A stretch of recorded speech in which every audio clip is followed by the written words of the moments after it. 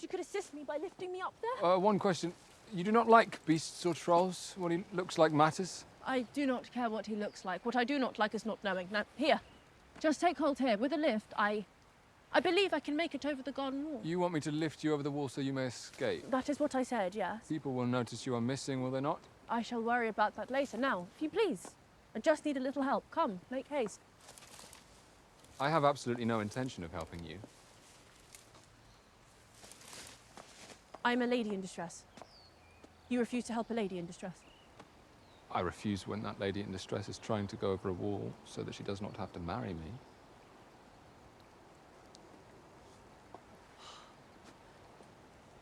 Hello, Charlotte. I'm George. I am deep, please. Your Majesty.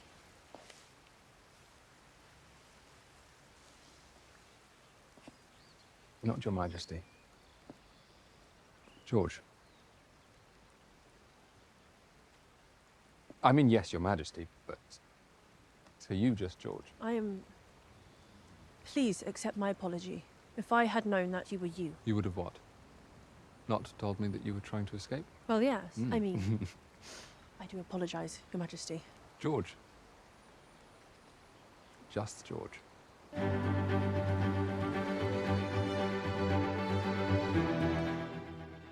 From Providence, Rhode Island, welcome to Bridgerton with Mary and Blake. It's a podcast dedicated to Bridgerton on Netflix, so sit back, relax, and let's get ready to spill the tea.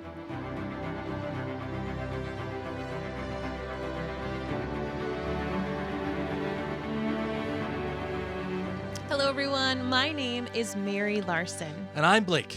Just Blake. Oh. Oh, you went there. That's so cute. I did it. So stinking cute. We're oh back my on goodness. Bridgerton, Marvin. We are, and we're really excited because this, of course, is a spin-off show from Bridgerton. So it's still within the Bridgerton universe, the Bridgerton sphere. Blake and I, of course, have podcasted about seasons 1 and 2 of Bridgerton. Yes. So if you haven't heard those yet, you can scroll on back in our podcast feed to find them. But of course, when the time came up, when they announced that they were doing this Queen Charlotte spin-off, Blake and I said, well, of course we're going to have to cover it. Yeah, there was no question about it. Like we were love this absolutely going to do show. it. I was actually thinking, Marvin, should we change the intro to this podcast now and just say it's a podcast dedicated to the Bridgerton-verse? Oh, I mean, maybe, but we'll see. You know what? Maybe if they do more spin-off shows.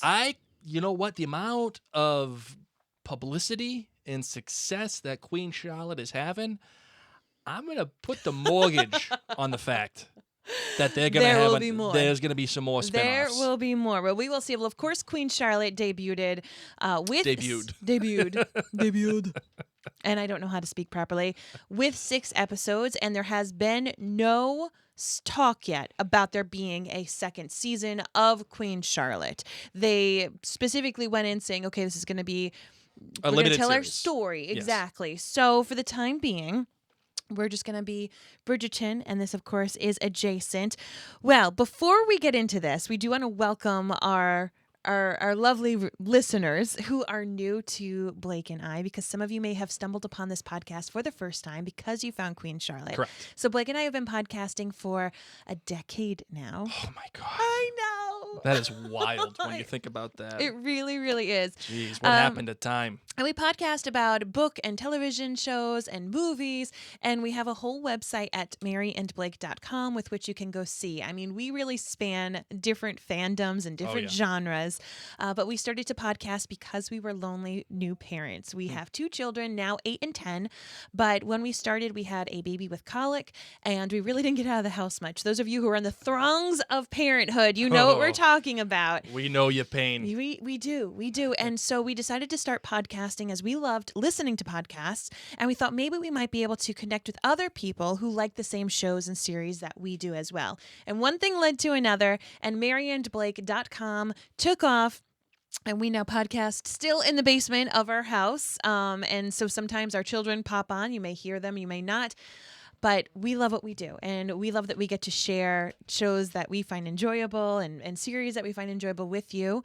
We do want to thank our friends at jointhenerdclan.com. So that is our Patreon site, right, Blake? Yes, that's the place where you get a bunch of extra content from Mary and myself. As a matter of fact, we just put up a knee-jerk reaction to Guardians of the Galaxy Volume 3.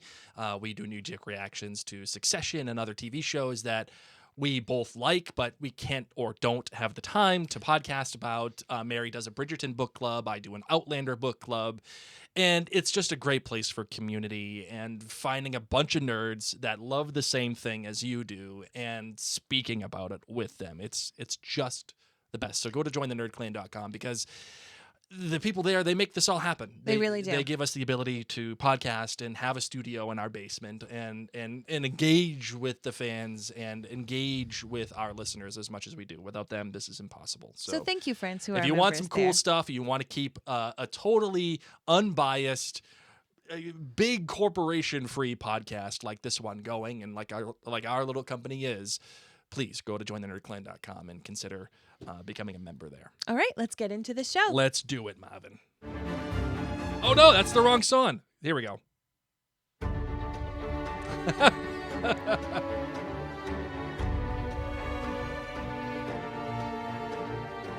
That's what we get, Marvin, for having this the first episode in a long time of Bridgerton with Mary and Blake. So I messed up I put the original Bridgerton song there when it's supposed to be Queen Charlotte. It's okay. We forgive you, Blake. We forgive you. So the episode details, as we are wont to do, and one of the things that you'll find here at Mary and Blake Media is that we like to go over all the different directors and writers because there are patterns and there are things that we all like about certain creative voices in episodes and those who create them. So in this particular case, it's the first episode of Queen Charlotte, episode 101, and is entitled Queen to Be, which is clearly a reference to what Queen Charlotte is going through and how she's going to end up being the Queen of England. The writer was Shonda Rhimes herself. Who would have guessed? Shonda Rhimes has created this series. She has written the book with Julia Quinn, the author of Bridgerton and all the Bridgerton series books. And she is the showrunner of Queen Charlotte for this limited series. So it looks like she is writing all of the episodes, but we will continue to go over them. And if you like Shonda Rhimes, then you know all about her because she's one of the most powerful voices in all of television. However, if you don't know that name, that's okay because you probably, I will guarantee that you've heard of some of the shows that she has either written for or created. She has written for Station 19, obviously Grey's Anatomy, Scandal, Private Practice, and she has also written that show Inventing Anna, which is a really interesting show. And little did you know, Mary, little did you know, she wrote The Princess Diaries Part 2. I love it. And she also wrote the cinema classic Crossroads with Britney Spears. Oh, wow. Yeah. Wow. Yeah. So interesting. Go back in that time vault. Or don't. Or just don't. Yeah, that's a good idea. And the director was Tom Verica. Now, that is a Shondaland all-star. Okay. Tom Verica has starred in many of Shonda Rhimes' shows and acted and directed many of them, including, as a matter of fact, Bridgerton. And it looks like he is directing all of this limited series. It's lovely. Well, so the creative team behind Bridgerton, the main voices of Bridgerton are playing here in Queen Charlotte. Just for the sake of posterity, Tom Verica has directed episodes 102 and 103 of Bridgerton, Shock and Delight, and Art of the Swoon, respectively. And then he also directed episodes 205 and Unthinkable Fate, and episode 206, The Choice of Bridgerton. Love it. And he'll be directing some of season 3 as well. All right. Another thing that we do here at Mary and Blake Media is we like to give ratings. I mean, who doesn't, right? You got to know where things stand compared to each other. Yes. We love to give ratings, and for each podcast we have a different rating system. For Outlander, it's kilts. For when we do the Potterverse, it's lightning bolts. When we did House of the Dragon, it was, what was it? Was it Dragons? Yeah. It was so on and so forth. It was, actually, you're right. It was flames. And so for this one, and for Bridgerton, it's cups of tea. yes, on a scale of 1 to 5, 1 being the absolute worst, 5 being the absolute best. So my cups rating, All within context, by the way. It's for that show. It's not like shows in general. Yeah, it's just like, okay, a 5 in comparison to other episodes of Bridgerton or Queen Charlotte. So on a scale of 1 to 5, I give this, the premiere episode of Queen Charlotte, 4 cups of tea. Wow. We, if you're a new listener, you don't know this, but Mary is very much a high grader. She gives 5s out like Oprah gives out cars. Stickers for everyone. A for efforts. Me, I am very much a hard grader, and that's by design. I expect a lot of my TV shows. However, as we are discovering lately, Mary, I've been grading a little bit higher than you. No, something has changed within me. And I don't know how that is has. not the You've become same. much more jaded. And I think it's because you're married to me. Who knows? But I'm giving this one a 4-4, as a matter of fact. Awesome. I think I'm higher on this episode than you. So, you are. And then another thing that we like to do on our podcast, for those of you who are dearest, gentle, new listeners, is we do our GBG. Our good, our bad, and our great. Think of it like an Oreo. And we like to sneak the little bad thing inside there. So the good that I liked about this episode is the wisteria. And in that, I just mean all of the settings of Bridgerton are back. We all want to be there. We all want to be drinking the tea, going to the balls, in these carriages, having our hair done, dancing along to the music, playing croquet. I mean, we all want it, right? Yes. But the wisteria in general, I love so much that I went out and I bought fake wisteria. And decorated our dining room with it. And you may or may not start to see wisteria here in our office, because I'm realizing that we don't have any Bridgerton props. And for those of you who are missing out, we do a video version of our podcast as well. You can find them on our Facebook page and on our YouTube. Just search Mary and Blake. But there's nothing Bridgerton. And I think that while we record Queen Charlotte, we may need some wisteria. We could take it down and just have like one little wisteria when we're not recording. But right now we're we need heavy to on Harry represent it. Potter and Transformers. Yes. So the wisteria is my good. My bad. First and foremost, the German was cringeworthy. In what way? Liebchen. Oh, Liebchen. Yeah, Liebchen. Yeah, whatever it is. He says it twice. Yes. Which is some endearing little term. I didn't even bother looking it up because it felt so awkward. And then at one point when he sees the king, he says, yeah. And so this is just to remind you that they're supposedly from a place in what we now know as Germany, just to set them apart. But it just felt so awkward. It is German for a person who is very dear to another. Okay, so like lovely, honey, sure, sweetie, sweetheart. Yes, anything like that. Yeah. But it just felt weird. Marvin. It just felt, yes, what you like to call me as Marvin. It just felt weird, and it didn't flow for me, and I didn't need it to be hit over my head. Interesting that you point that out. I did not enjoy that. Interesting. Because, yeah. And then my actual bad, that brings it down to a 4. Because as you said, I'm normally a very high grader. Sure. First, I know I don't do well in premieres. I never have. Never will. I mean, there's very few shows. Lost, I did well in that premiere, but aside from Lost, there are very few shows where I watch a premiere and I'm like, I'm sold. And it took you two seasons to like Uhtred. Yes, in the Last Kingdom. Yeah. It took me at least 3 episodes in every season of Game of Thrones, and this is because I need someone to root for. Oh, did you say Lost? Yes. You did? Okay, good. We have to go back, Kate. All right, good. Just making sure. I need someone to love. I am a sucker for all things Pixar. You kill someone's mom or dad in the first 2 minutes. Oh, yeah. And if I'm crying the first 2 minutes, I'm in. I love it already. Mm-hmm. I didn't love anyone in this episode. Now, granted, I love watching the queen, the elder queen, you know, I don't want to like, they're not even elder, but I'm just going to say that for now. The older generation queen, the current Bridgerton time frame that we know. But in this particular episode, I didn't love Charlotte. She was fun to watch. I think she's feisty, but I don't love her yet. I don't love George yet. I don't love anyone yet. You don't like Brimsley? Nope, I don't love him yet. Okay. But that's okay because I know that there's other episodes and there's more time. And I love so much about this show and I can trust it. But just me personally, I found it interesting. But I wasn't here saying, "Oh my gosh, I can't wait." And the other problem that I have, and you can admit your own faults. Sure. I don't do well with prequels that I know have a tragic ending. Rogue One in the Star Wars universe. I knew. I don't know any of these people. That means they all die. I don't even hear about a lot of these people. Spoiler alert. Whatever, it's true. It We is true. know, because of watching seasons 1 and 2 of Bridgerton, that the queen is lonely, Yes. that the king is mad, that he's lost his mind in one way, shape, or form. We never really see him. That she's just this bitter kind of But is the persnickety, argument lonely- against that, though, the journey of that? No, exactly. But I don't even do well with Shakespearean tragedies. That's what I'm Okay, saying. sure. If you know it's doomed to begin with, it's hard for me sometimes. It's hard for me knowing, okay, I loved like the clip that you played in the beginning of this episode. Love it. And it makes me sad. And that's okay. Fair. So once I learn to love the characters, I will be able to get through this, that I know that it has a tragic ending. Gotcha. Okay. Am I great? Is we're back, baby. Yes. We're back in the Bridgerton-verse.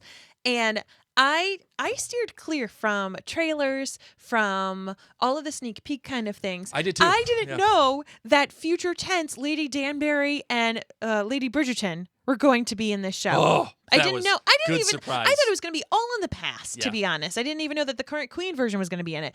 So for us to be spending time watching them get their little invitations and Yeah. everything, and then also delving into Lady Danbury's story in this episode, Mm-hmm. beautiful surprise. Made me even more excited. Mary so that is my audibly great. gasped when she saw Yes. future Lady Danbury Yes. and future Lady Bridgerton. Very true. All right, my good is that the show, as I said for Bridgerton, the show just doesn't care what you think.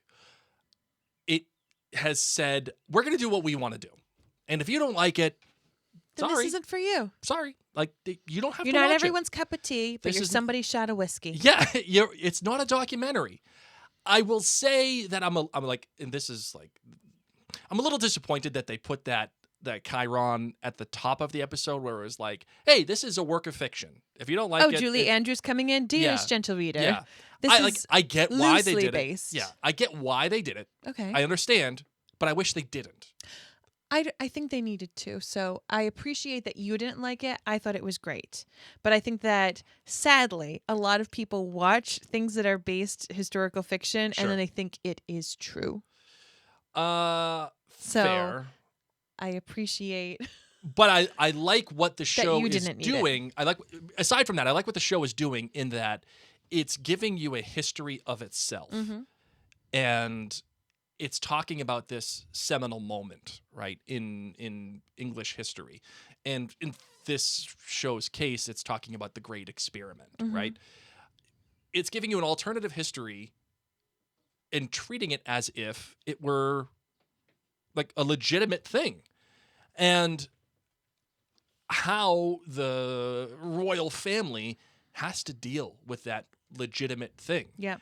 And Michelle Fairley, she is great as the king's mother. She is fantastic. We all know her from Game of Catelyn Thrones. Stark.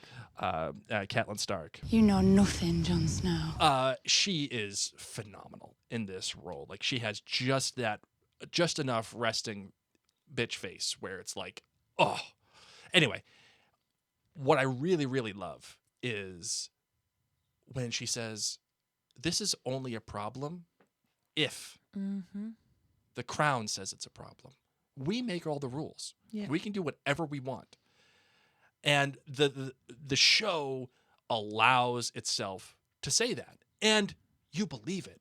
You get it. Like, you can understand that kind of arrogance where you're like, yeah, okay, that makes sense. That tracks. Yeah. that tracks. All right, my bad is as much as I enjoy the show and I enjoy being back with all the characters we love and seeing the history unfold unto itself, treating it as a reality, this so far feels like a lot. Like, the first episode does a lot of heavy lifting, and it does it very well. But for 6 episodes, ooh boy, this is a very tall task, because not only does it have to talk about the past, it has to explore those stories, it has to give us something new so that it can stand upon itself, and at the same time, it's made a commitment to say, no, not only are we going to do that, but we're also going to push the storyline for the current time forward. Yeah. And at the same time, we also have to go through the journey of what Queen Charlotte goes through and have a completely different understanding of who that person is and why she is the way that she is. There's a lot happening here. And I don't know if the show can do that in 6 episodes. Interesting. And it feels very packed. It feels very, very Did packed. this episode feel very packed? Or is this just you being nervous? My first run through, yes, it felt like, wow, we're moving quick here. I mean, we went from 0 to 100 like in a matter of minutes. We went from meeting this princess in Germany to now she's married to the king. Then she realizes that all is well, and she's like, I should have just stayed home. And we went through a lot. We did. The wedding invitations and the problem, like the princess getting inspected by Michelle Farrell. Like, there's a lot here. Yes. So, and I think there's more here to Brimsley than meets the eye. And there's also more here to, obviously, the king than meets the eye. And how they're going to... Weave that all in. It's a lot. It is a lot. But the Just George scene. Oh. That is what made me... There's our swoon. Appreciate the king. Mm-hmm. And it made me appreciate what could be for that relationship. And that's when I bought in. Mm-hmm. Because there's a self-awareness there from that character. Yep.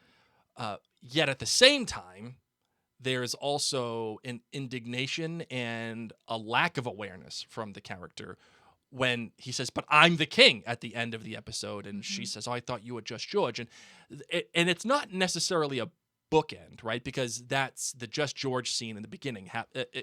Happens more in the initially middle. Happens about in the middle of the episode, right? But you get the emotional connection. Agreed. And a quick turnaround of what that could mean for both George and for both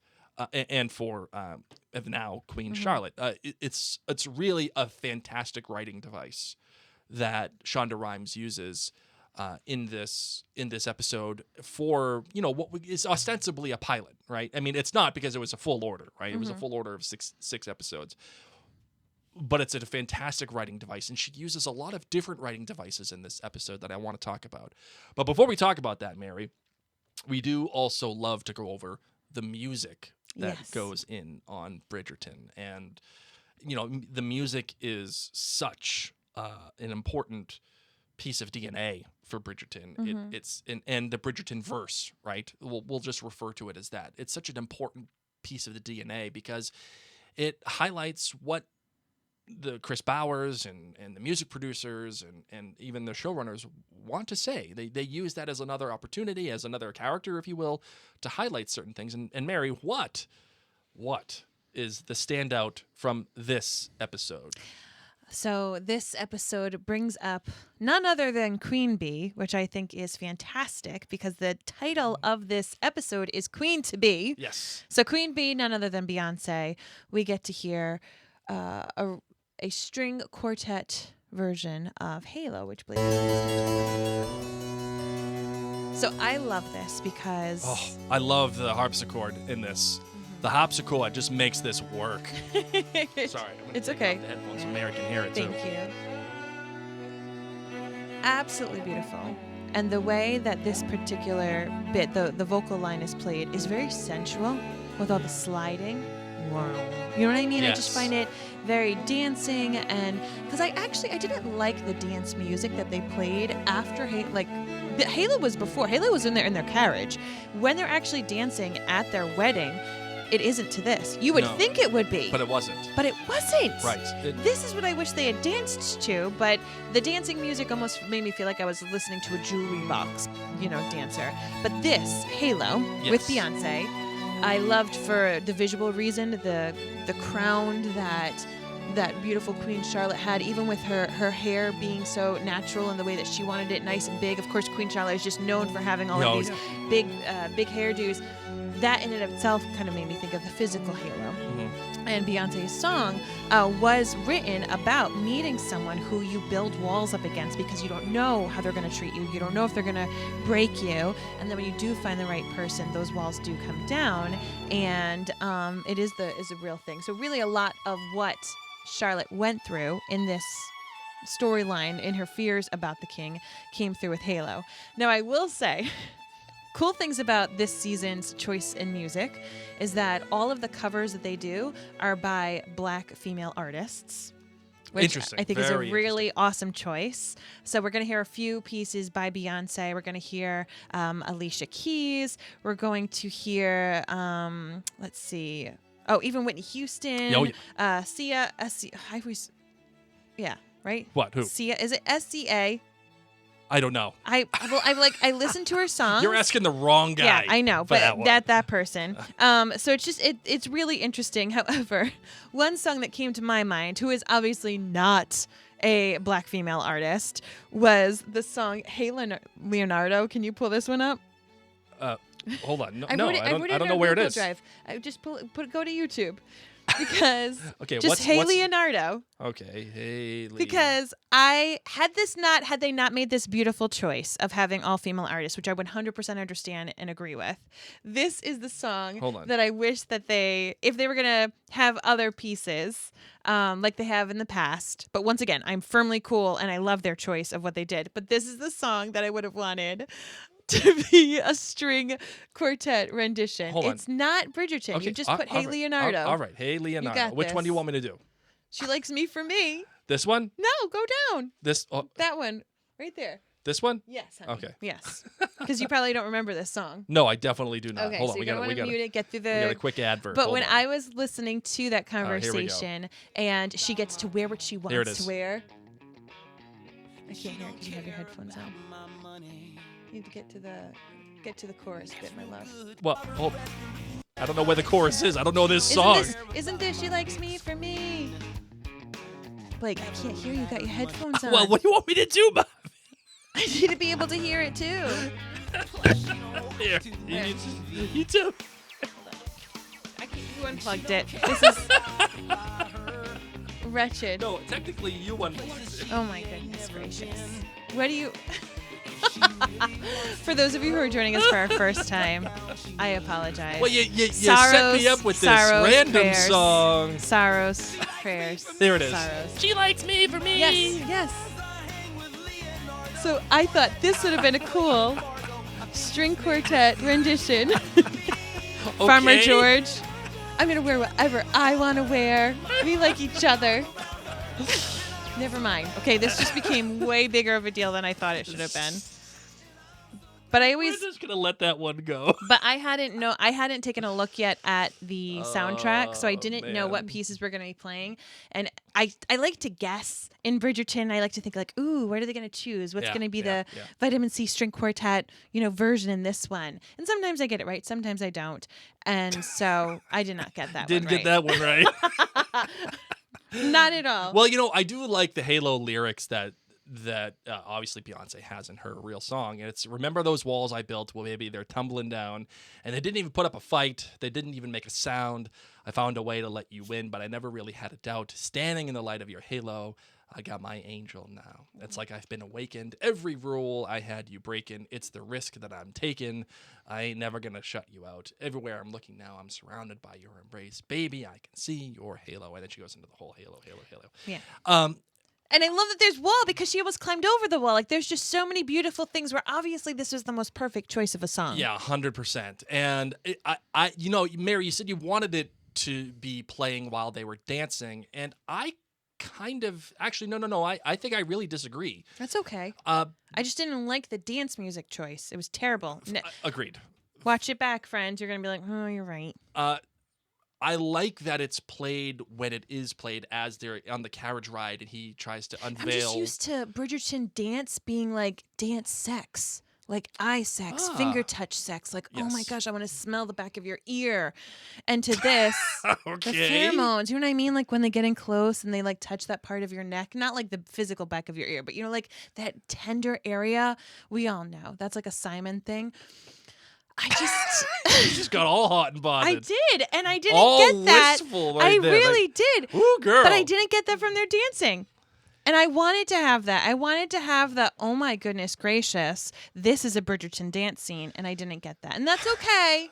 I just was expecting it. I didn't expect the big song to be in a carriage where you can't. I would have loved for them to even have a little like finger touching foreplay in the carriage while this is playing. That's fair. Just saying, give me a little something to work Well, with. something. But obviously we did it for a reason because nothing happened in the marital night. But I'm just saying I was ready to get hot and bothered and I didn't. Yeah. The only sex in this episode was terrible with Lady Danbury. Oh, I was yeah. ready to have some swooning. Maybe this is part of the reason why it's only a 4 too for the premiere episode. I'm like, where is it? A lack of good sex. Where's the licking the ice cream spoon? Come on! Or still the sexiest scene in all of television. Taking the glove off. That's what I'm talking about. Hey, Hand Maron, sex. that is some good stuff right there. Okay. Anyway, I like that the song is played where it is, and I like it because it's this moment that Charlotte finally lets everything go, and she finally allows George to come in to her heart. This is part of, I think this is why the episode works so well for me, because we meet Charlotte and she is alone. People are making decisions for her. She shoves the bust over once she recognizes that she's basically been sold off to the crown, to the British Empire. And she fights it at all cost, and then she still fights it and even tries to scale a wall to get out of there. And Shonda Rhimes does something nice here. She allows Charlotte to be in her happy little life and be taken away from that. And if that's not enough, she goes to torture her even more with Michelle Fairley and the King's mother. And if that's not enough, she has Brimsley and all the people following her around. And if that's not enough, she even allows this interaction between George and Charlotte before they get married. And it's at that point we see a little bit of a shift. And at that shift is important because Charlotte, as the King George says, it's her choice. It's her choice to show up into the palace. It's her choice to walk up to he and who's standing next to him, which is the Archbishop of Canterbury. And it's her choice to do what she wants. And that's important because she chooses to make the next step forward. But the great writing device that Shonda Rhimes does is once she has that bit of change and she sees that she can operate in this world with the comfort of George and just George, she rips that all away again. And she sets her back and says, no, my life, the way that it was, should have been the way that I was making it. I've made a terrible choice. And now Charlotte and us as viewers have to go along on that journey, right? You talked about Pixar, Mary. Pixar is famous for that, right? Like, think, again, I always refer back to Finding Nemo, which How to could me, you not? Finding Nemo is probably one of the most perfectly structured films of all time. And you look right at Marlin when he finally decides, okay, I can let Nemo go a little bit. I can let him do the whole thing. And then Nemo disappears and he gets hurt. And he says, why can't we just go back? I was there. My life was perfect. You're seeing the same exact thing happen here with Charlotte. And at the end of the episode, she says, I should have climbed the wall because now her stasis has been disrupted. She wants to go back to her stasis. It's a fantastic, fantastic structure for an episode. What would you say? I know you don't traditionally like premiere episodes, but do you think that this tells a good story unto itself? Yes. Well, it's an incomplete story. It's a 1/6 of the story. I know, but do you think as, because traditionally, and I kind of like looking at this a little bit more critically, right? Like traditionally, a pilot or a first episode should tell a story unto itself. It should give you a beginning, middle, and end. And I'm positing that the beginning, middle, and end is Charlotte, not wanting to do the thing, her coming to a realization that she can, and that the end is I was right. Choice. I made the wrong choice, and she's stuck there alone. So I'm positing that is the story unto itself. Would you agree with that, or do you think that that's enough? I don't think it's enough for me. That's Okay. why I gave it a 4. No, I thought you gave it a 4 because there was a lack of good sex. All of the above. All of the above. Still love the episode. Remember, 4 is still a B. Yes. Okay. So, you ready? Yeah, Ready sure. to shift a little bit. Yeah, of course. Opening credits. Very different than the Bridgerton style. It was this beautiful, coolly, really simplified animation. Sometimes there would be younger Queen Charlotte, and then mirrored would be the elder Queen Charlotte, taking us through different scenes that I assume we're going to be seeing in the series itself. What did you think about this choice? Because it is very different. I didn't notice it the first time around. Okay. But the second time around, I did, and it was obviously the shadow of the older Queen Charlotte as the younger Queen Charlotte is walking through the halls and everything. I really liked that choice because it immediately tells you right off the jump that we're going to be talking about these parallel lines. Even if you're not paying attention, even if you're not seeing it, your brain does. Mm-hmm. And your brain is already starting to acknowledge the fact that we're getting 2 storylines here at the same time, which is really cool. Yeah. I like the music. It's a little bit more understated than Bridgerton. It's a little less whimsical, if you will. It feels a little bit more grounded. Okay. And one piece of music that really stood out to me was when Queen Charlotte was woken up in the middle of the night. And as she's Elder Queen Charlotte. Yeah, as she's walking towards the front door when she receives the news that the Princess Royal has passed away. Yes. She doesn't know that yet. But as she's walking, it's like this, like almost like a death march, Yes. like imperial. You're getting nervous for like an her. imperial Yes. march style, like that kind of feel. And yet at the same time, we get this kind of frantic pacing from when they're showing the carriage and the doctor arriving. It just that dichotomy of the two things happening. It shows you that they're using all of the resources that they have to tell you a complete story. And I think that the first half of the episode, it really blends the exposition and like show don't tell very well. In terms of the relationship that Princess Charlotte has with her brother, in relation to what's happening around Princess Charlotte, in terms of her being sold off, essentially, and then the relationship with Brimsley eventually, and how he stands back, and even the way that the king's mother interacts with all of her surroundings. I mean, that in general, that was so awkward, having to look at her teeth and look at her hands.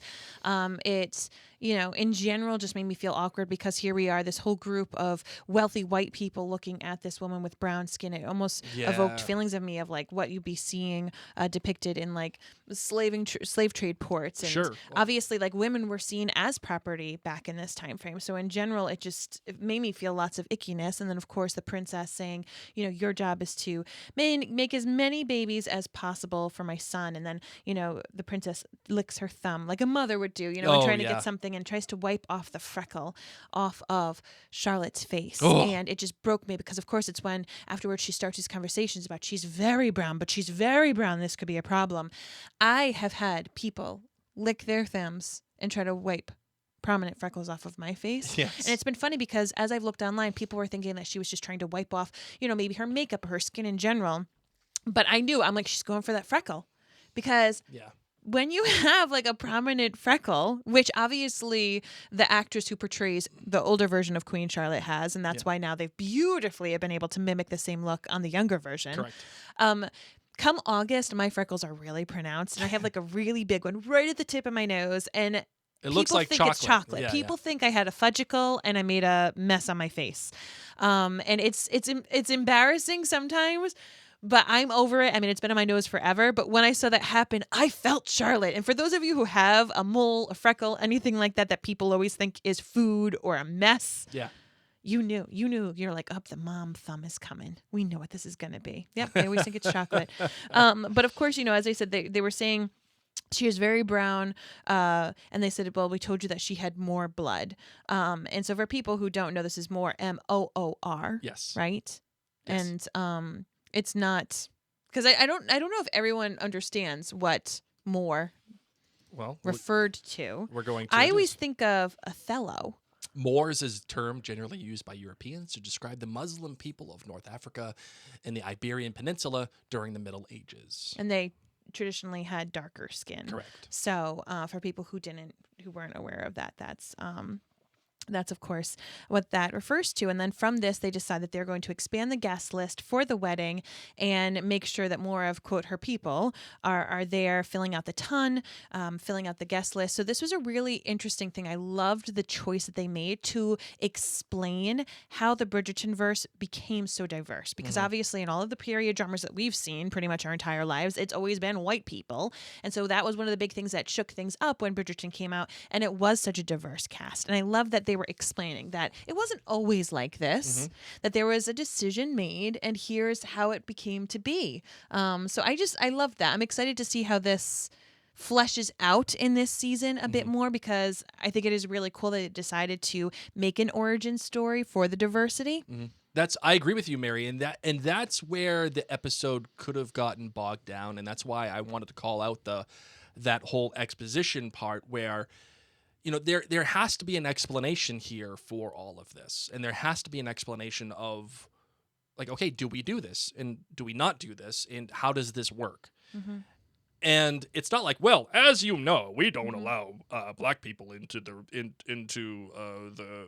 royal The families. ton, Like, yes. it's the whole thing. What the show does is that the queen breaks it all down, but in a kind of condescending manner. And it's believable that she would break it down for all of her advisors the way that she did. It works. Yes. And it also works how we understand Lady Danbury and Lord Danbury finally get their titles when the queen, or the Just king's decides mother, to make just it up so decides, that it fits. hey, Love it. Lord Danbury. And he's like, wait, what? Yes. Like, that works. That makes sense. There's no further explanation needed. Now, what's cool is that, of course, this entire show is through the premise of like that this is loosely based upon fact, but most of it, of course, is fiction. Now, there is some evidence that may show that actually the original Queen Charlotte did have some African blood, may have been darker skin, could have been mixed races. So whether it's been just through things that have been said or portraits that people have been able to see of her, where different characteristics. So I love that there is this question, was Queen Charlotte, who was married to George III, that all is true, that she could have been maybe the first, black queen, or, and mixed race, like however it might have been. And this I need to bring in, I think, is so poignant in this day and age with all of the drama that has been going on with Meghan Markle and the current monarchy. Oh, yeah. And I asked Blake this question yesterday before we decided that we were going to be recording today. And I said, I don't know if I should bring this up, because obviously people are in two different camps. They either are on the Meghan Markle side or the royal family side. Yep. And there's other people who are like, I'm just so sick of this. But I think it's very poignant to bring out because Netflix is obviously on the Harry and Meghan Markle side. Yeah, well, they're that invested. giant, yes, They're invested. Yes, they did that giant documentary with them. Also, Netflix chose to publish and put out the Queen Charlotte series on May 4th, 2 days before King Charles' coronation. Yeah. So I found it very interesting that here they are celebrating, granted, mostly based in fiction, but a member of the royal family who is black, and having people in the royal family kind of put that person down. How is society going to adjust to this? How are people going to handle this dark skin? Days before all of this happened. And as I said, Netflix already has shown that they are, like you said, invested in some way, shape, or form with the Harry, Meghan Markle feelings and storyline. So I just thought it was a very interesting choice, seeing as what they've done before, and the timing of it. Yeah, I mean, there's... Mary, and for those of you who are listening to this and be like, Mary, you're crazy, or, Mary, like, you have no evidence. Like, no, there is no evidence. Like, I think you're just extrapolating out the timing of it all, right? I think that's what I'm saying, though. Yeah. I think the timing is very interesting, that it came out 2 days before Charles's coronation. And also just saying that the timing of how they've had this Netflix documentary really focused on someone who was in the royal family who was a person of color and the issues that she faced with racism that she had against her. So I'm just saying, I think that it's a very interesting thing. I'm not saying that this was the reason for this series whatsoever, but I'm just saying all these things are interesting.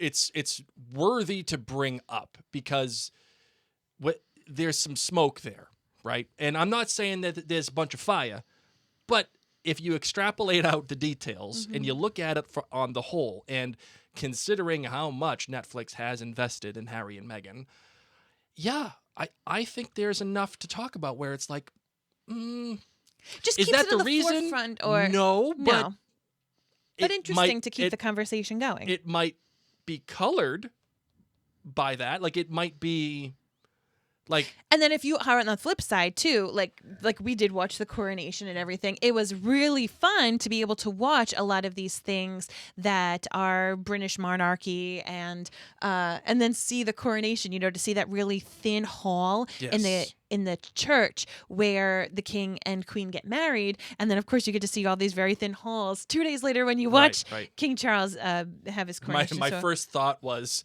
you know, during the coronation, they're like, oh yeah, he's in that carriage, it's so uncomfortable, blah blah blah blah blah. And they were just talking about how that carriage was just so uncomfortable for the king. 30-minute ride, and like, here she is for 6 hours with whalebone poking into her. In the same freaking carriage essentially. And I'm like, well, okay, first of all, let's calm down. Okay, that carriage is made out of friggin' pure gold. All right, relax. Yeah. All right. Secondly, it ain't that long of a drive. Thirdly, he's the king of freaking England. All right, I'm sure that there's plenty of comfort in that carriage.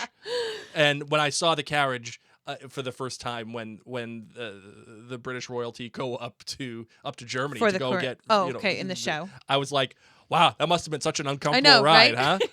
Such an uncomfortable ride. Another thing that I think is interesting to point out, because once again, this show is loosely based upon facts, but the facts would have been that there was a King George III who did marry Charlotte. Yes. And this is King George. Okay, so as we meet him, granted this is a fictionalized show, but this is the King George for all of our Outlander fans, who is the king right now as we're heading into the Revolution. Correct. This is the king who is there for the Revolution. So all of our Hamilton friends, remember, you'll be back soon, you'll see. That is this King George. Yes, it is. So as you watch him, you can like sing that in your head, like da da da da da. Okay, that is this supposed same King George. So I think that it's a very interesting thing because a lot of the fandoms, you know, as I said, we're going into Outlander season. It is one of the shows that we also cover. I think that it's interesting to think as we watch Outlander, as you listen to Hamilton, as you just revisit revolutionary times, that this would have been that same king. Yeah, it's kind of sad knowing what happens to King George. And I mean, just within the Bridgerton-verse, right? Like we already understand what happens to King George, and it's a sad thing. And the show, I think, plays on that very well. Queen Charlotte definitely, the show itself definitely cashes in on some of the equity that we have for these characters, right? Already. Like, that's already built in. And it's highlighted by the fact that they're including the current, characters, like the current Bridgerton timeline characters into the story as well. And I think that is the right choice, because in order for you to buy the relationship between George and Charlotte, in my estimation, you have to be connected to the let's just call it, you for need the to lack love of someone well, already. you have to love somebody, and you have to love their relationship as it exists in the current timeline, right? Because if you don't appreciate the tragedy of it all, right? Like when King George walks in and he's like talking to Queen Charlotte in season 2, like, she was younger and everything, and like, if you don't buy into Queen Charlotte walking next to the paintings and her looking at them longingly, then you're not going to buy this show at all. No. So it's very dependent upon you You having that Shonda knowledge. Rhimes cashing in on what she's already built. Agreed. Having said all that, I think it's also pertinent and worthy of talking about when Queen Charlotte demands of her children that they make her royal babies. Sorrows, prayers. They're very funny, by the way. Sorrows, prayers. Virgins to the Yet left, at the horse same to time, the right. Yet at the same time, we look at Michelle Fairley as the king's mother, speaking to Charlotte in that tone of, "You have great hips. You're going to make many, many babies for my son." Is the show making a comment there? Is the show saying something about Queen Charlotte there, where it's very intentional, in my opinion, that Princess Charlotte shows up and she's demanded that she makes babies. Queen Charlotte is there as an older queen later on, and she says, "Make babies. Make lots of babies. I need them now." Is the show making a comparison there between the two characters? Sure, yes. And to be honest, like, Charlotte doesn't fight the fact, "Oh, my job is to make babies." I feel like the mother needs to say that. Yes. But we know that. Charlotte knows what her job is. Women at that age and knew what they were supposed to do, particularly if you are marrying the king. That is your job, to make the heirs. And she did that. I will say what I didn't like, of course, Sorrow's prayers was funny. But this is now her son who is crying, or maybe even her grandson. I didn't understand who the person her crying. son, and then the That person was who his died daughter. that's his Yes. daughter. Yeah. So, it was hard for me because, once again, I felt a little detached. I said I don't love anybody in this show yet. So the queen we've been able to see over the past 2 seasons of Bridgerton is a little detached. She's the queen. She's just completely like in her own space and in her own world. We had those tender moments when we did get to understand the push and pull that she has with her relationship with the king. But that was it. And here we are. And I don't really see her as a warm and loving mother. And I am so grateful that we were able to have that with the Bridgerton family. Because this is, to me, her parenting was hands off. It was probably done by nannies. It was done by governesses. Like, her job was to rule and be with the king and have all these babies. But on the flip side, I'm saying I don't think she had a problem with having to have babies. I think she knew her job and she understands the job and the pressure. And once that pressure is off of her husband, maybe that will make him feel better. Maybe that will be less of a burden on him and a burden on her. And then she can really just focus on her time with him versus having to be like, "Oh my gosh, this is crazy." But I didn't love that she felt like such a cold mother. And where the heck have all these 13 kids been during these 2 previous seasons of Bridgerton? Because that's the other thing. I'm trying to figure out the timeline. But obviously, Lady Whistledown is writing these papers, so it's still within the same time frame. And yet, none of her daughters or sons, to our knowledge, have been at these balls that we've gone to all this time. She hasn't been introducing them, trying to parade them around, choosing one of her own daughters as a diamond of a season, or matching a diamond of the season up with her own kids. So that, to me, just didn't fit. It was like when a puzzle piece should fit, but it doesn't. And you're like, okay, well, where they've been all this time. Well, but I mean, they logically, came up with this idea of the show later, so whatever. Logically, none of the kids were cast, obviously, and so they never even really had the opportunity to create the story. So they have to kind of. Do you know why Queen Charlotte was created? To make more money. So there's this lady named Jacqueline Avant, who was sadly the mother-in-law of the Netflix CEO. Okay. So Netflix CEO married this woman, and her mom loved the character of Queen Charlotte. Like, loved her in the show. Oh my God, she's my favorite. She's my favorite. So Netflix CEO says to Shonda, "Hey, my mother-in-law loves Charlotte. Would you ever think about making a show about her?" Sure. And that gets the wheels spinning. Sadly, this woman, Jacqueline Avant, the mother-in-law of the Netflix CEO, was killed in her house by a gunman. Oh, my goodness. Like, tragically in 2021. And that started this all, where it was like, we need to do this for this woman. Wow. And she was like an amazing philanthropist. So not only was she the mother-in-law, but she was like an amazing philanthropist. And her husband was really big into the arts. And it was a big loss. Sure. So, and a tragic loss, obviously. So that's how this all even got started. So if you watch at the end of this episode, it says that it's dedicated to her. Wow, interesting. I did not know that. But then also, yes, it can make more money. But Well, that was the, what started everything going. Wow. Which I thought was pretty interesting. Well, I mean, it's also very successful because considering the fact that it's been #1 on Netflix now since its premiere date. Obviously, we're recording this after the premiere date. It's been #1 for a while. But that's now. why, in general, like we didn't get to see these kids all this time, and they haven't necessarily been talked about in the Whistledown papers. But however, Lady Whistledown throws it down, saying basically calling out the crisis. Like, does the queen even have knowledge of how to make a good marriage, or is it just all talk? And I'm thinking about this within context, Mary, and I'm glad you brought it up because why? Well, now that we know some history for Queen Charlotte, why does she make it her job to make sure that she picks the diamond of the season, right? Like, what about her matchmaking abilities? Like, why does she take this unto herself? I have an idea. Okay, go ahead. Okay. First off, George calls her incomparable in this episode. Yes. And how lovely that is what she then does when she picks a young woman to be the diamond of the season, calling them incomparable. Or uncomparable. Incomparable. Or incomparable. Sorry. Incomparable. You know what I'm saying. Yes, I got you. Potatoes.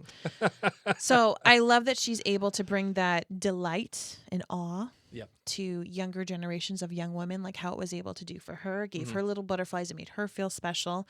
I'm wondering if this is because she loves love and knows the potential of it so much that she wants to see it blossom and happen, that she doesn't always get to be with her husband and with her love. Like, had we not had that moment where the king came out in season 2 at the end, thinking that the wedding and stuff was their wedding, and you saw her heart sink, and we understand the love that she has for him. Had we not had that, this would be very difficult for me. Yeah. Like, we know that there's going to be a great love story and a very complicated love story here.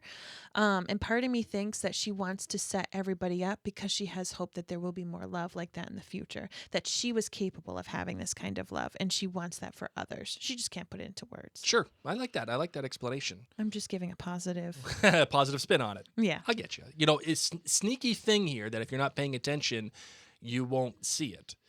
But at the beginning of the episode, when she is walking down the stairs and she answers the door, and the doctor shows up and she says, "Is he dead?" Implicit in this whole scene is that they still live apart. Yes. They still live apart, and she still lives in the same place. I find that pretty remarkable because obviously they're telling a story here, right? And that story is going to involve a love story. And she does, as you eventually recognize, you have 13 children with this man. And 15, but 2 pass. Sure. And she does love him very much. Again, because of the equity that we've cashed in on from the previous, from Bridgerton season 2 and somewhat season 1. They still live apart. And how sad that is. Yeah. And it just makes you realize, like, all in the previous seasons, when is he dead? Is he, she's always asking. Yes. Always asking that. Is the king dead? Is the king dead? Why is she asking that, do you think? Because I think now, looking through it through this lens of a lover, I think that is her greatest fear, and it's always weighing on her. And now, too, it's like, if we don't have an heir yet, what the heck? Right. My gosh, he needs to just keep on going, because if he's still going, that means that she can still help run everything. But otherwise, if he passes, then it's going to go to, like, his firstborn kid who isn't ready yet, and they don't have a legitimate heir. Given the scene with the wall and everything, and given the marriage, are you buying the potential of this relationship? He was so mean at the end. At the end. I was so in. I'm like, all right, Bridgerton, you gave me my swoon moment. I love it. And then he was so mean. I do believe that there's potential because this is Bridgerton. So are you buying or selling right now? I'm buying. You buying? Okay. I'm buying. All right, fair. I mean, that's totally fair. I'm not buying. What's that? Lady Danbury and her husband. Oh my gosh, talk about when gross. He takes the teeth out. The only sex scene we get in this episode is that, guys. And then the teeth, and wife, you can nap if you'd like. Oh man. So then she goes in, she takes a hot bath. I had no warning. This is disgusting. Yeah. Oh my goodness gracious. Yeah. However, Danbury also, as she's leaving, she warns Charlotte, be careful and if you send for me, I will come. So Yes. I'm really excited. Like you said, we get to build upon the relationship that we know that they have Right. in their older years. So this is exciting to see that begin. And then But- also when you start looking at, of course, I think it's important that Lady Bridgerton is there in the current timeline. So I want to see how that relationship develops too. Little Violet. Yeah, with Violet. Okay. And how, like, when she comes along, are they going to explore that, right? Like, it's by no coincidence that Violet Gets the letter. Yes, and that About- everybody is there, and Yes. like, Because that was the funeral letter, in my opinion, because everyone Correct. was wearing black. correct. So I just think it's important that we recognize that too, and how these three women develop their relationship and what comes of that, right? And and the role that they all play in the great experiment, right? Yes. So again, this is why the show is taking on a lot. It is. It's taking on so much that Just like Pro Brimsley, he's got a lot on his plate. oh man, it was so sad when she asks Brimsley at the end, when she's like, "Are you going to be with me forever?" Like, she asks him a second time. Yes. And then it fades into Brimsley and she like Yes. alone in this home. Like, oh man, that was so freaking I sad. loved the scene of them on the stairs and him Oh, always being 5 steps perfect. behind her. And Perfect, she was perfect, checking perfect. it out. So Yes. fun. Perfect in every way, because again, it shows you instantly the kind of relationship that they're going to have, that they're supposed to have, and what that transition will eventually be. Like, Yeah. for him to only say facts about the king and then turn around and go back another few steps, That's and visually he's below her, like Correct. quite literally. Because she's below asking, her. can you please just stand next to me? I have to ask you questions. I want to talk to you like a normal person. Yes. Side by side, and it's just not allowed. But I mean, think about that. She marries King George, but really she's also essentially marrying Brimsley, and that's what she asks Yes. him. Are we together for life? Yes. Is that really how this is going to be? Do you buy how? I love him, by the way. I'm so excited to explore more time with him. Do you buy When he how, lost the queen and he's freaking Oh, out. it was great. He's like, You had one job. trying to calmly walk around, Yes. and then it just slowly builds to him just running. Yep. Do you buy how all the staff handle the mystery, and do you buy how the show is handling the mystery of King George? Oh, it's killing me. It is killing me, the tension. What is wrong with him? Now, had we not seen older version of the king come on out and be cuckoo for Cocoa Puffs, essentially, Yes. in that episode. And even still, if you go into research, they're still not 100% fully diagnosing what it is Sure. that George suffered from. The closest that a lot of people are thinking is that maybe he had bipolar disorder. But if you forget that, if you forget the forward knowledge that we have of King George, if you hadn't done any research on that King George, yeah, there'd be so much mystery to you right now. You'd be like, why is this guy so lovely and wonderful in the garden and now an absolute jerk? And then you see him have toil with himself when Charlotte says, I thought you were just George. And you see him for a moment want to be just George again. But then Right. he has to make that decision. No. So I love it. I think they did a really beautiful job. Yeah, I kind of buy it. I like the mystery of it all. I think it works within itself as a show, number one. And I also think it works within the framework of the Bridgerton-verse writ large, right? Because you do know that something is wrong. You do know.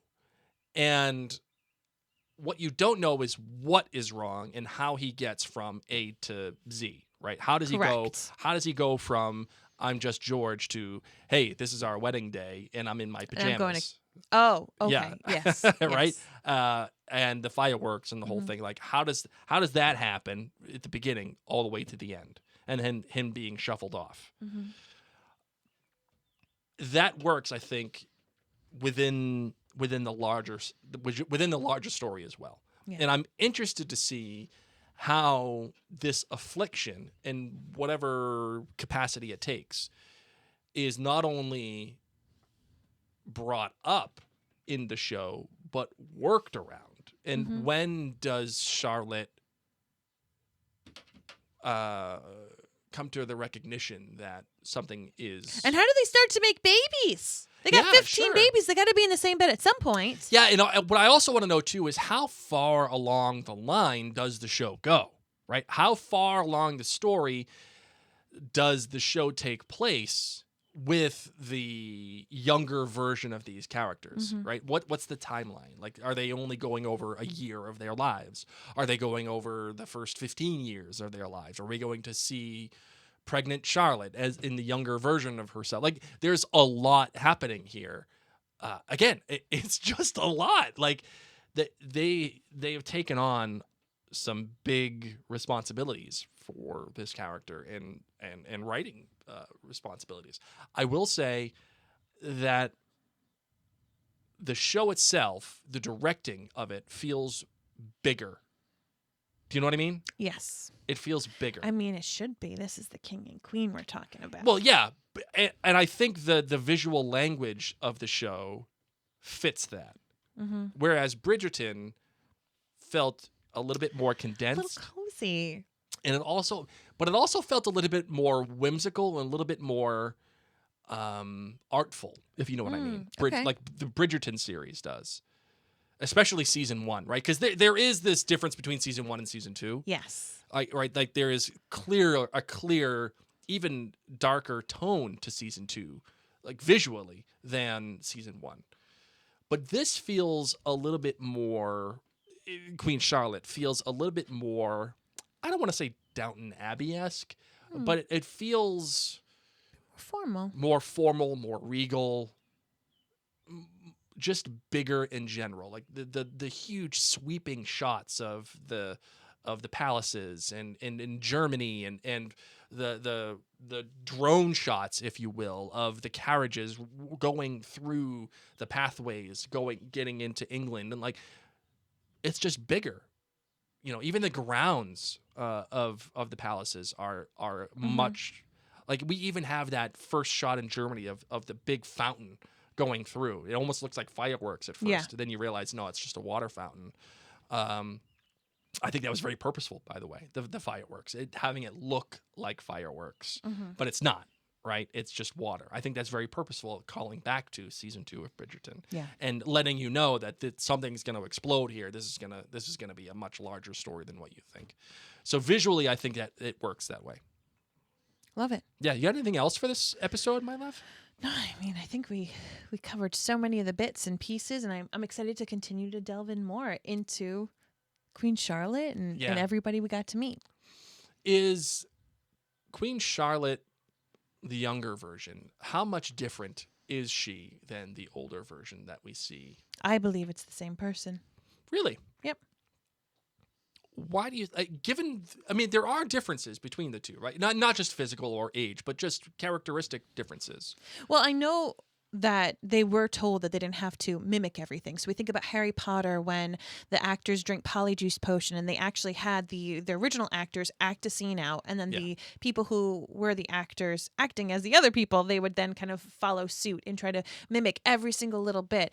And I believe that Shonda had told the new cast, the younger cast, you do not need to do that. You do not need to learn every single quirk and tick and say things the exact same way that they do. But I believe that they did work on casting people who still have the air of confidence that Charlotte and Lady Danbury would have had. And Brimsley, like, I love that they gave him like a glow up. You know, I don't know. I believe it. I'm here for it. Yeah. I think that they found really people who display the confidence beautifully. Yeah. It is hard for me because this version of Charlotte, you know, I'd hope that she would have been more caring of a mother at some point. But on the flip side, that is the original Charlotte, the older version that we've known all this time. And she hasn't been a caring mother. Yeah. So it's okay. And one of the things that I think comes through, too, is the level of relationships that the Queen now has. Like 0.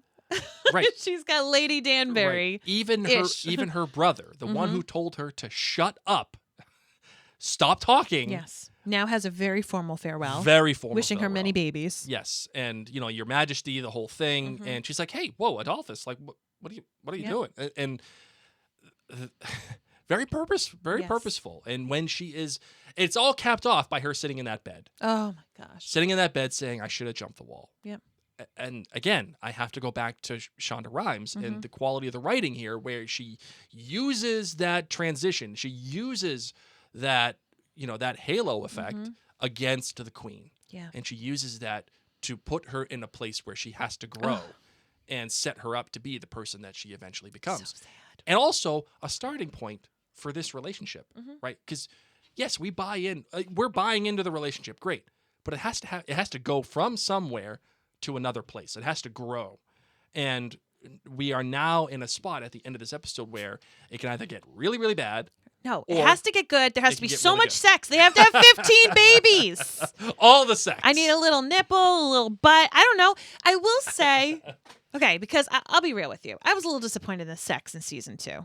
And I know that this isn't what the show is about. It's not just all about that. And we went Yes. through that lots. I get it, okay? But in episode 1, Bridgerton, obviously Daphne and Simon weren't having sex. They weren't bell up against the bookcase, swan sex, all of it. But we still had Anthony. We had Anthony with his butt all over the place with the singer. Yes. And I was like, it was at the tree. They were at the tree. tree. Oh, I was all like, the tree sex. all the Splinters. splinters. So many splinters. So even and the sex we got in this one was yucky. It was gross. Old sex. Old man sex. No one wants denture old sex. Denture sex. So I hope that the only sex that we don't have for a while is going to be denture sex. I assume that there's going to be more denture sex. There will be more denture sex. Okay. I don't think, however, that's going to be the only sex that we get.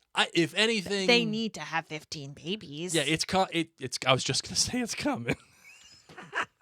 Unless the only other thing I was thinking about is, does she sleep with somebody else to have the 15 babies? Does Queen Charlotte have an affair? Interesting, and that would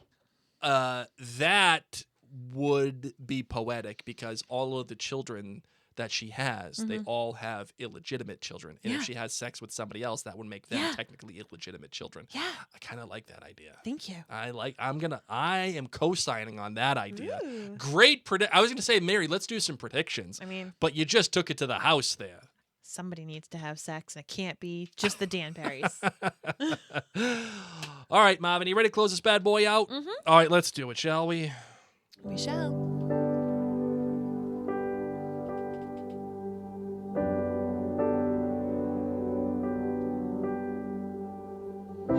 Well, ladies and gents, if this was your first time hanging out with Blake and I, we want to thank you so incredibly much. It really means so much that you take the time to hang out with us, because we've been hanging out with you in your ear pods, in your car, while you've been working out, while you've been doing something or other, and we are grateful, especially for our dearest, newest listeners. Yes, we are so happy to welcome you to Mary and Blake Media. Of course, we do want you to go to maryandblake.com to check out all the other great podcasts that we have. Right now, currently, we are working on Outlander.